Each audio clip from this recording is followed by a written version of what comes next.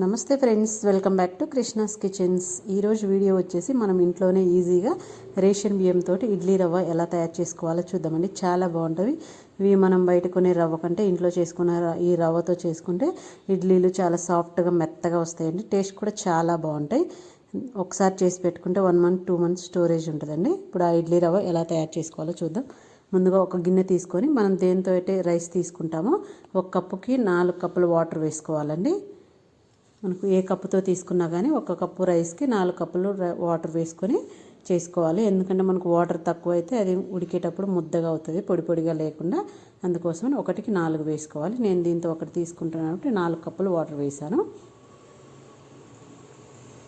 ఇలా 4 కప్పులు వాటర్ వేసుకొని వీటిని స్టవ్ మీద పెట్టుకొని బాగా మరిగించుకోవాలండి. దీంట్లోనే కొంచెం సాల్ట్ వేసుకోవాలి. ఇవి ఉప్పుడు బియ్యం కింద లెక్క కాబట్టి ఉప్పుడు బియ్యం లాగా సాల్ట్ వేసుకుంటే టేస్ట్ బాగుంటుందండి. వీటిని బాగా మరిగించుకోవాలి. ఇప్పుడు ఒక గిన్నె తీసుకొని 1 కప్పు బియ్యం తీసుకోవాలి. దేంతో అయినా తీసుకోవచ్చు. నేను దీని నిండా రైస్ తీసుకుంటున్నాను. ఇవి నానబెట్టక్కర్లేదండి. మనం నీట్గా వీటిని వాష్ చేసుకుంటే సరిపోద్ది. ఒక 3-4 సార్లు బాగా కడుక్కోవాలి. ఆ లోపు మనకు ఎసురు కరిగేలోపు ఇవి కడిగేసి పక్కన పెట్టేసుకోవాలి.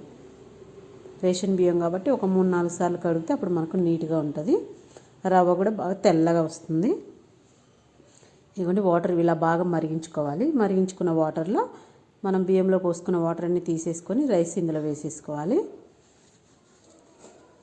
ఇవి వేసుకొని ఎక్కువ బాయిల్ చేయక్కర్లేదండి. ఒక్క 5 మినిట్స్ జస్ట్ మనకు అన్నం రైస్ వండేటప్పుడు ఎలా ఉడకబట్టడానికి వస్తుందో అలా ఉడకబడితే సరిపోయిద్దండి.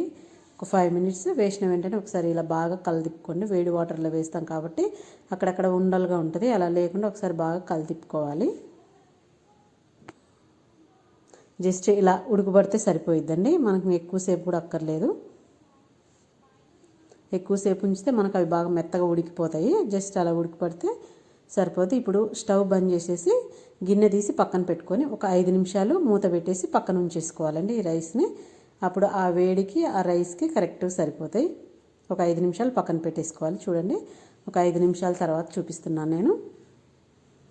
చూడండి, ఇది మనకు రైస్ ఉడకనట్టుగా జస్ట్ బాయిల్ లాగా అయి ఉంటుందండి. ఇలా నలిపితే మెత్తగా అవుద్ది. ఇప్పుడు దీన్ని ఒక హోల్స్ గిన్నె తీసుకొని వడగట్టుకోవాలి.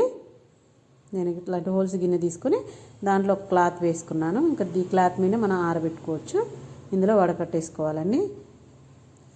ఈ రైస్ని ఇలా వడగట్టుకున్న తర్వాత వెంటనే మనం దీని మీద చల్లనీళ్ళు వేసుకోవాలండి. వేడి నీళ్ళు ఉంటే ఆ వేడికి ఈ రైస్ ఇంకా మెత్తగా అయిపోతాయి. అందుకోసం మనం ఒక వడగిన్నెలో వేసుకొని వెంటనే చల్లనీళ్ళు వేసుకుంటే మనకు ఆ రైస్ అనేది అలాగే ఉంటుంది.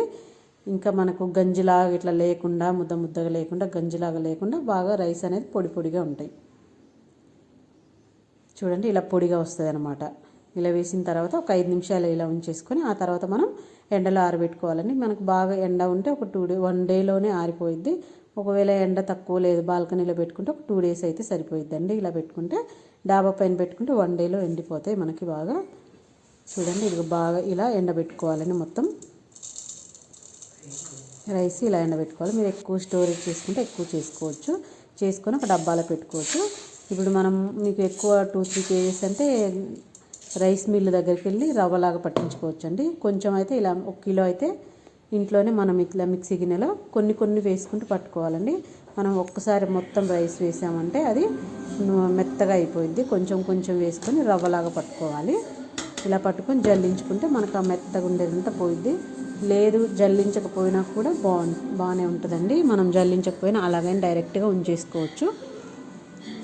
అలా ఉంచేసుకున్నా కూడా ఇడ్లీలు చాలా సాఫ్ట్గా మెత్తగా ఉంటుంది. రవ్వ కూడా చాలా బాగుంటుందండి మనకి. ఎందుకంటే మిక్సీలో కూడా మరి మెత్తగా అవ్వదు కాబట్టి పిండి జల్లించకపోయినా బాగుంటుంది. లేదు మాకు అలా వద్దు అంటే అంత పిండిలాగా వద్దండి అనుకునే వాళ్ళు ఇలా జల్లించుకుంటే సరిపోతుందండి. ఇలా కొంచెం వేసుకోవాలి, మొత్తం ఒకసారి వేసుకోవద్దు. ఇలా స్టోర్ చేసుకొని ఒక డబ్బాలో పెట్టుకుంటే మనకు 2 మంత్స్ వరకు ఉంటుందండి. గాజు సీసాలో పెట్టుకుంటే మనకు ఎక్కువ రోజులు ఉంటుంది. స్మెల్ రాదు, పాడవదు, ఉండలు కట్టకుండా ఉంటుందండి. ఇందులో ఒక 2 లవంగాలు వేసి పెట్టుకుంటే చాలా రోజులు ఉంటుంది అంతే.